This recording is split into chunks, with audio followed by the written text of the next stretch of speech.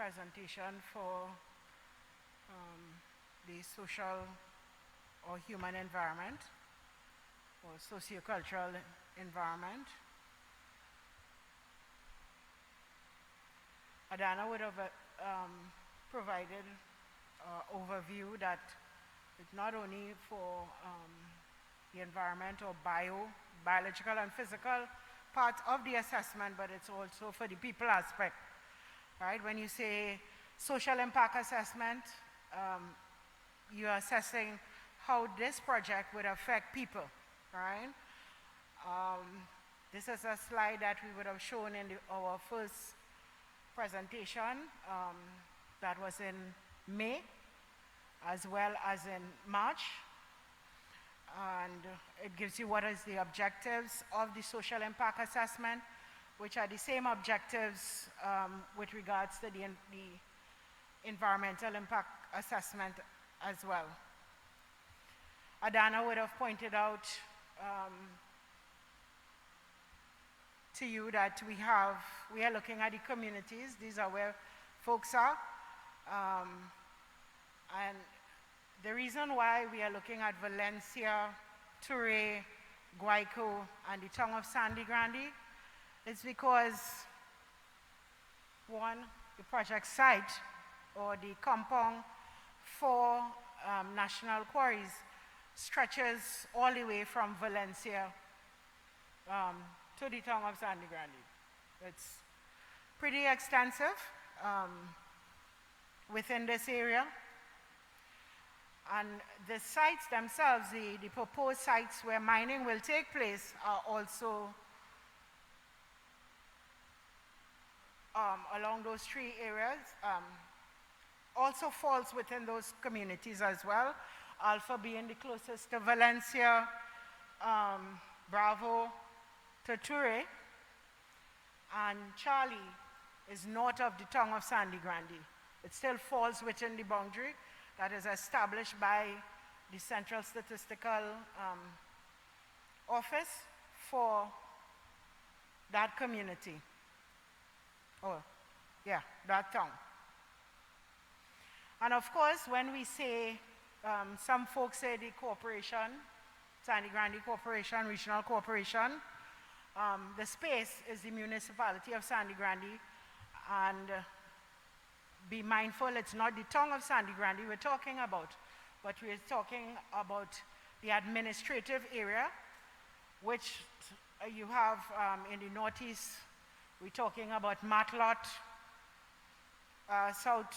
If we go southeast, we're talking about parts of Manzanilla.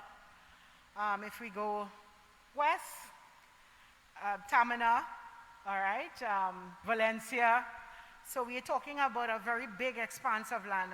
As a matter of fact, the municipality of Sandy Grande, in terms of density,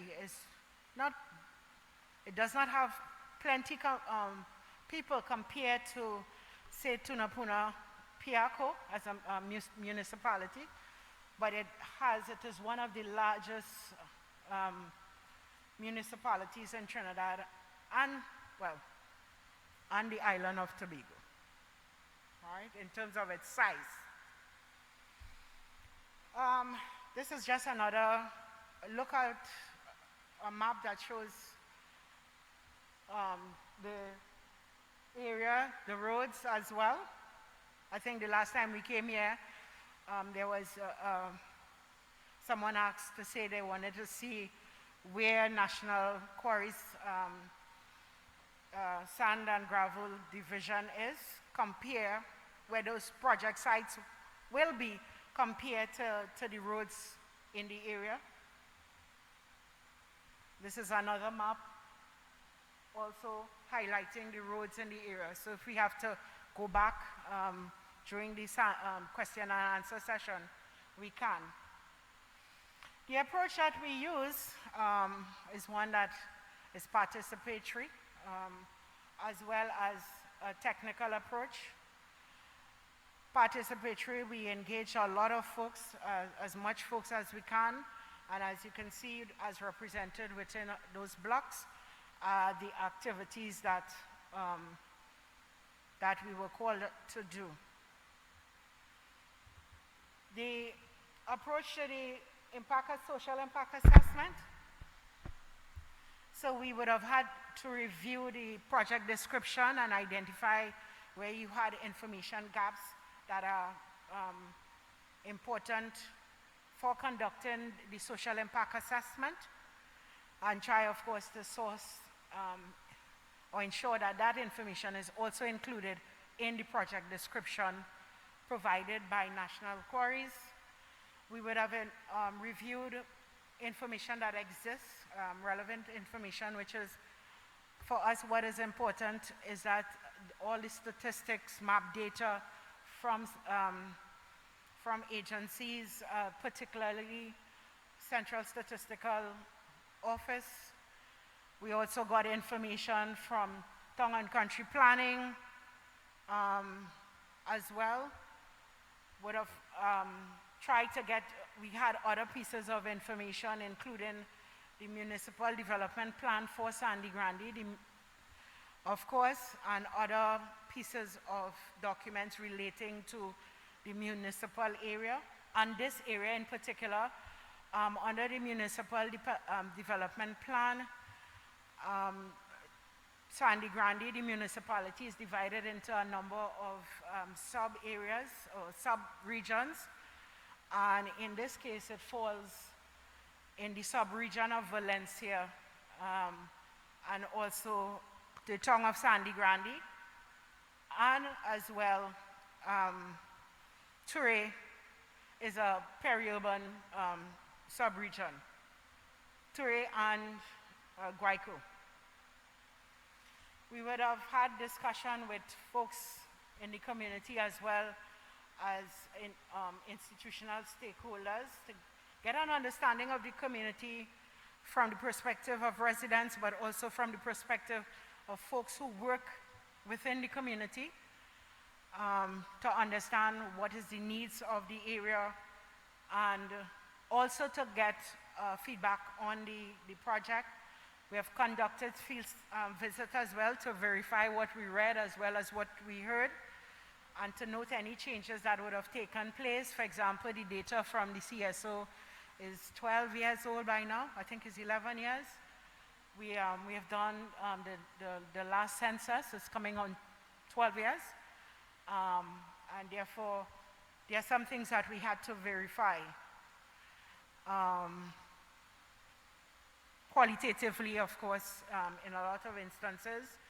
We would have analyzed the data that we would have gotten from the discussions themselves, and also to come up with what are the proposed impacts and risks that this particular project will have on people. Of course, in our case, in the social impact assessment, we not only look at the negatives, but we also look at the positives, because you can enhance positives so that more people benefit from it. Excuse me. And other ways to ensure that more people are included.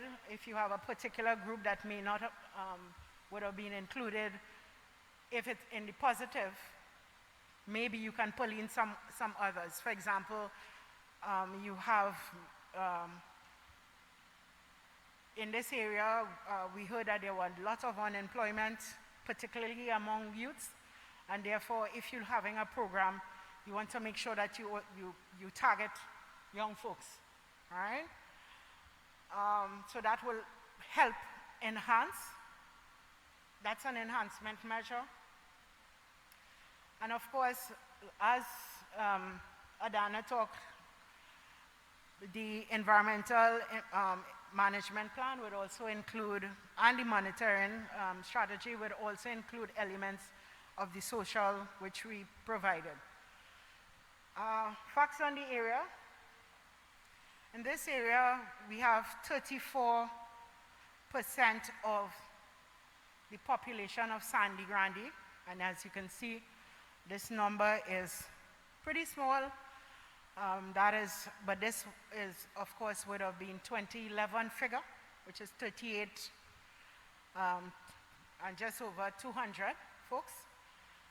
By now, because of the pressures with regards to, this is one of the areas where you have a lot of development, both formal and informal squatting taking place.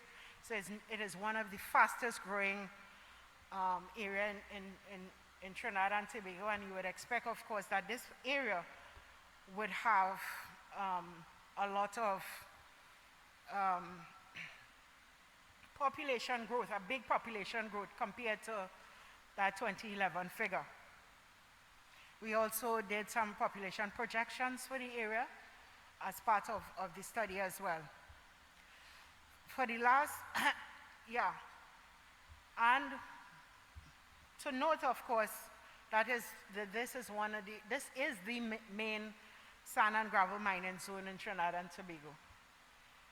As my friends in National Quarries could attest, we have a number of companies, not only National Quarries, but other companies here in this area. All right, so we go now to talk a bit about the impacts, risk, the mitigation, and management of those risks and impacts. So, as I said, stakeholder engagement was important as part of our approach. So we reached out to 56 entities. Unfortunately, I think we may have reached the 50% mark in terms of who responded positively to our request for meetings and discussions. So we spoke to about 75 individuals from community, the NGO sector, from the communities themselves, private sector, as well as public sector entities. We would have convened what we call focus group interviews with folks, small meetings, where we talk to folks one-on-one as well. We also met with the schools, our neighboring schools, primary school, secondary school, and businesses. So, as I said, we analyzed what people told us. And there were a number of concerns. Many of them, we would say we got identified more than 25 concerns that folks have, but we were able to prioritize those because based on how frequent we heard the same issue over and over again. So the priority concerns is where we have for this, and we have the first 5, inadequate road infrastructure, uncontrolled squatting for residential, agricultural, and mining purposes. We have the community subjected to air pollution, dust, mainly dust pollution from trucks. And this was something reiterated by Toure residents. The incident of flooding, and also this high local underemployment. I want to say the air pollution problem was not only said by residents, but it was said by folks at the institutional level, right? We also look at priority concerns with regards to the community stakeholders. Some of them, those that are not shaded, would have been also mentioned by all when we looked at all, but we pull out the community. Poor behavior of truck drivers, insufficient wetting of Toure Road came up as a big thing, and an inadequate corporate social responsibility programs by all quarry operators, not only national quarries. All right? Again, so same in terms of road infrastructure, the dust pollution, high unemployment. And those concerns that we heard, as Adana was saying just now, we use these to to identify what are our impact areas, right? And part of, as Adana was also saying, that it is a scientific approach to determining the significance of an impact. What did we look at? We looked at whether the impact was positive or negative. We talked about severity in terms of how long the impact would last. Is it immediate? Is it going to be a long-term or medium-term impact? What is the scale of it in terms of how much area it's going to affect? Can it be reversed? All right, some impacts, it happens and there's nothing you can do about it. In the case of the social impact, we also had a sensitivity criteria, and we looked at how vulnerable the group of people, or what we call social receptors or social group, how vulnerable are they to this impact that would affect them, right? That is likely to affect them. For example, if you're looking at dust pollution, for example, or any health-related, let me put it, any health-related problem, what can happen if your population is mainly made up of older folks who have a lot of predisposition, we talked about that a lot when we were dealing with COVID. Your health impacts most likely would affect these folks more. And if it's those folks that you're in a community where you have a lot of old folks, chances are, well, it would have a higher rating compared to a population where where you have more even distribution of your age groups. What we pointed out and looked at what we deem as significant were the impacts that were rated moderate to high before mitigation, before you apply the mitigation measure. Because what you do is that you determine, you rate the impact, you come up with these mitigation measures, and then you rate it again. Would these mitigation measures lower the impact that is felt? So whether it's reduce it, it would avoid it, etc. Here we have 10 that fall within the moderate to high category. Just want to let you know that for social impacts as well, when I was talking about significance as well, there are some impacts that if it infringes people's human rights, then it is immediately deemed as high, all right? So all the other rating systems does not apply equally in that case, okay? Or if it's contrary to some international law that you're breaking, and even if you're breaking the laws of our national laws, it is then rated high. So the first one, under representation of local labor, national quarries do have local folks on their payroll, all right? But there seems to be some issues with regards to the transparency of how folks are employed, and therefore we recommend that there be discussions as part of the mitigation measure.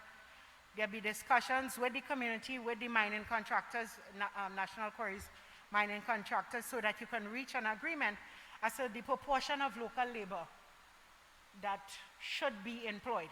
So it takes away this element of whether or not there's a bias in the system, all right? And of course, communication is key. People need to know what is happening so that it's not shrouded in secrecy. Um, so, and also establish a fair and transparent practices with regard to the recruitment of local labor. So people know, since we talked about it before, since we agreed on this, we know this is how it's supposed to play out, okay? National Quarries, also a mitigation measure is to revise its recruitment and employment policy to reflect the employment of local workers. Also in the agreement, they have existing contractors, and also if they enter into new agreements with their contractors, that this should also be placed within their terms of conditions for operation. Encourage residents, of course, to use this grievance redress mechanism if there are cases where this is going to be a problem. And at the end of it, in terms of course, the rating of it was still at a moderate level, because the contractor, I believe, has the control with regards to, as it stands right now, with regards to this, right? All right, the underrepresentation of women in the mining workforce, and National Quarries have a lot of professional women. This is something that they can boast about. Miss Adana, the first, can testify to that. She just made a presentation, you know, as the Chief Operating Officer for the Sand and Gravel operations, and they have a number of professionals, but we are talking here about the work that is now deemed as men work, because you know some areas women would not go. It can be possible that women do enter into those areas if they want to. So as a practice, the company can help facilitate those. Again, what we talked about with regards to the local labor, the same applies here.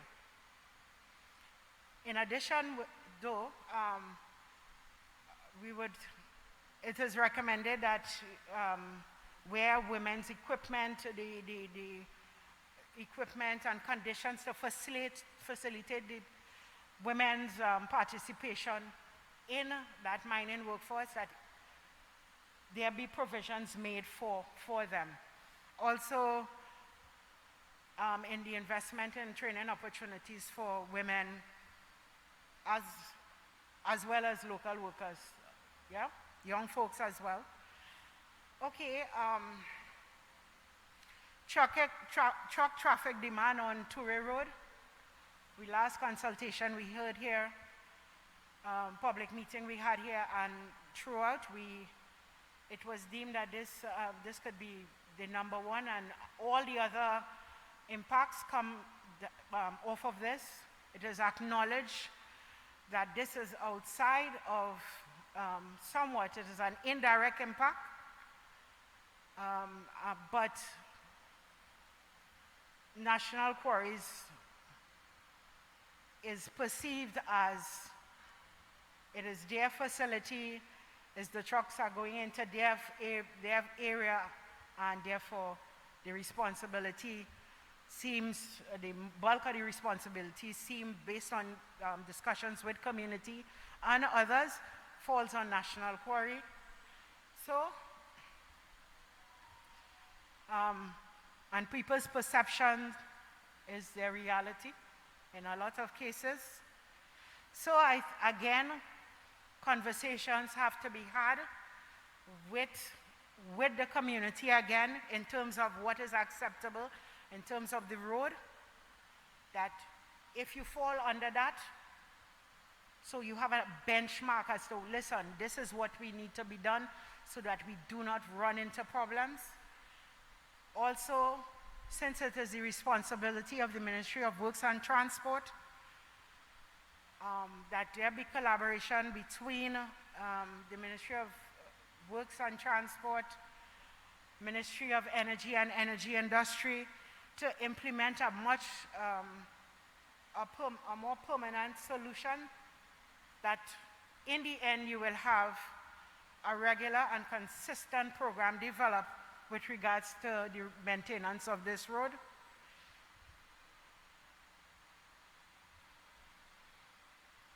Still continuing with regards to truck traffic demand.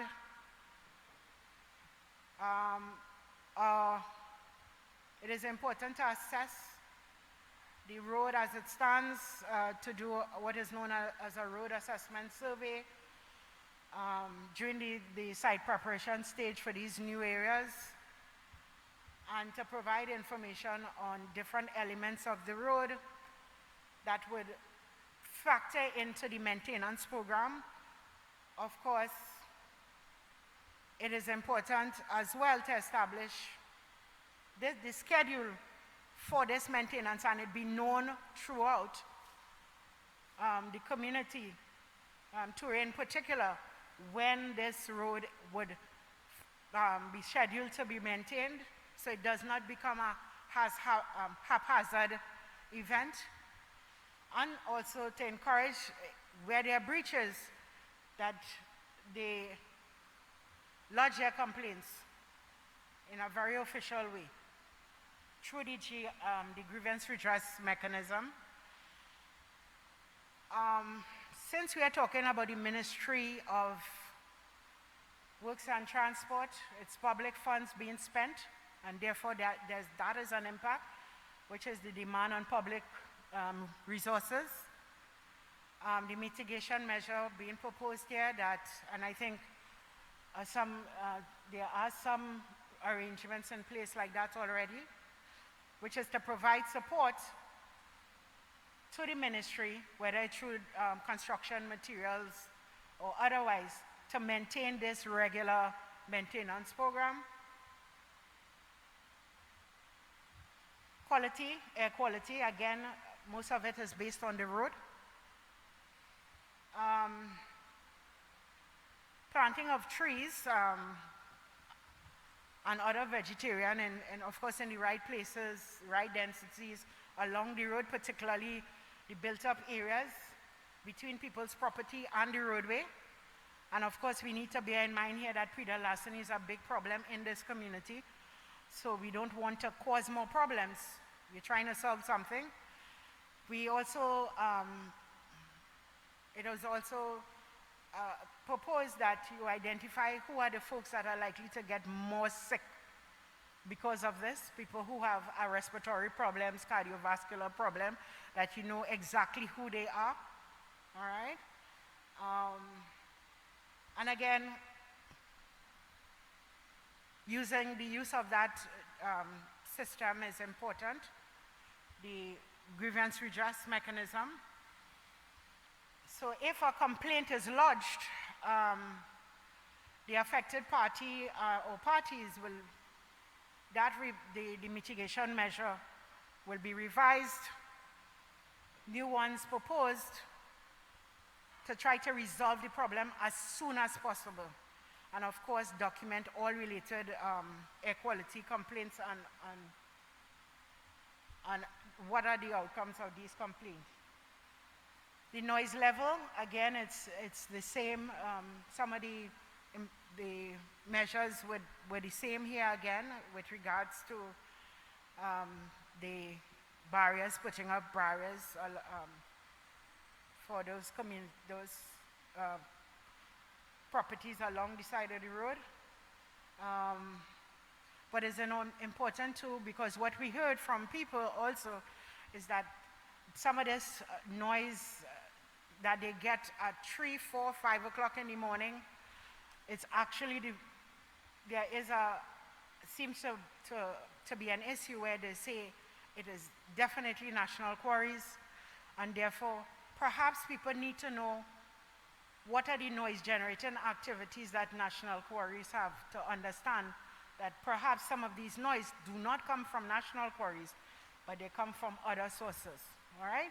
So if you know what national quarries, what is generated noise based on national quarries, then you could probably have a different perspective of what is happening. It could be that you need to seek other solutions. Same as before, identifying all folks that are sensitive to these noises. Those will be persons with heart problems, mental issues that could be affected by noise and vibration of these moving vehicles, particularly at this time of evening, which we said, and early morning periods.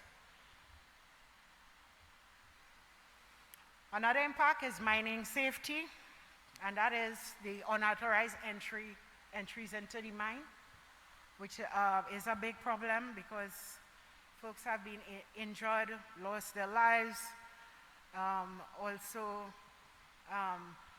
We all know a mine, or in our case we call them quarries. They are a very dangerous place, but you do have people, because we are a culture that are attracted to water. So if we see a big pool of water, not much activities around it, we're going to want to put a cook down and all that. But some of that responsibility to ensure that folks stay off of the property lies with national quarries. So there is need for improved control measures to prevent access, particularly in those places where people like to lime, where they traffic the most, illegal, unauthorized. And of course, monitoring becomes very important, and to ensure that these high-risk areas do have warning signs, and the warning signs are maintained as well. We also want to encourage workers to report cases where they see their evidence of entry as well as trespassing. They probably would see people passing. Also, national quarries would have to be more vigilant with regards to their boundaries. Some areas, their boundaries are softening, and people are not only walking in the areas and bathing in the areas, but they're also squatting in the areas. So there is need for that to be in place. Road safety, accidents, we're talking here about accidents. Speed limits for their vehicles, ensuring that their vehicles are properly maintained, ensuring that there is the regular, consistent maintenance program, and of course increase community awareness. Social conflict, because that is an issue, an impact area. And as you can see, National Quarries, Mr. Tenya, I think, is now the community liaison officer that will be liaising with the community to have regular conversations with the community with regards to the things that affect them, all right?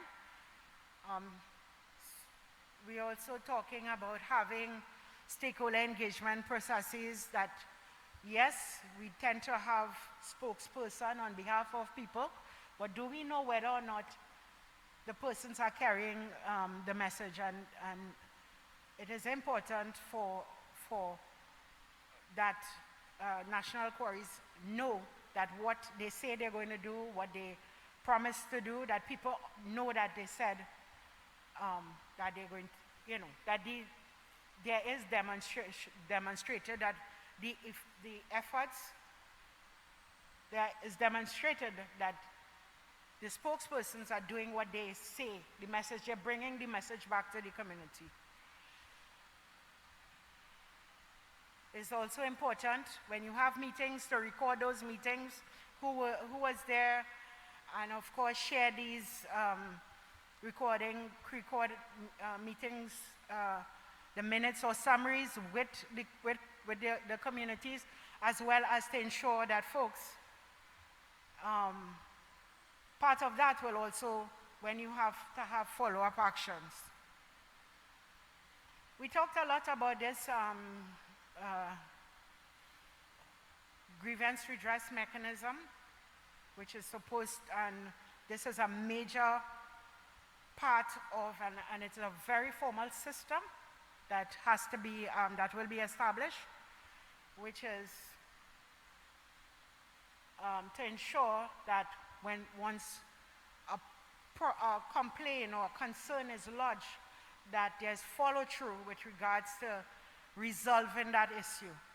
All right, so it does not get lost in the paperwork, but there is a formal system to ensure that there is resolution of complaints. Folks should also remember that there is a survey, an annual survey, with saying that it will be revised and conducted in a more scientific way so that it is at the household level, so you get the pulse of people with regards to what's happening. A number of these impacts that are here, that we spoke about, were picked up in these previous surveys that were done by national quarries, and they have been doing it for more than 10 years or so. Handu River African Village Heritage Site, which is registered with the National Trust of Trinidad and Tobago. It is just outside on the southern, near to, I think it's southern end of national quarries, and therefore I think in the past national quarries, there was a member of the committee with regards to management of the preservation of this site, and we're saying now that their participation and there are some obligation that came out of their participation has to be done to ensure that this site is preserved. First, to understand if the condition it is in and to preserve it. But you also have to, since this area was a settlement for these African Muslims, that early African Muslims, there may be resources, heritage resources, and therefore it is important to preserve those as well. And the National Trust requires certain procedures to be followed if you, in order to ensure that you identify these resources as well as to help preserve them. So if you have major land clearing or mining, you have to stop immediately and contact the National Trust. Of course, it also calls for a person to be at the site when you have major works being done, where earthworks being done, to ensure that they are part of the team. It also talks about training of staff, talks also about having a clause with the mining contractors to understand that they too are obligated to follow through with regards to the identification and preservation of these resources. The community engagement plan, we talked about the environmental engagement plan, the social management plan is part of that, and key within that is also the community engagement plan, the community incident response plan, the grievance redress mechanism. There are a number of principles with regard to community engagement. And here, this is the example of the grievance redress mechanism. which, as I said, you want people to formally lodge their complaints, immediate response in terms of what is to be done next, and follow through. All right, this comes to the end. This is the end of the presentation. And this is the end of this formal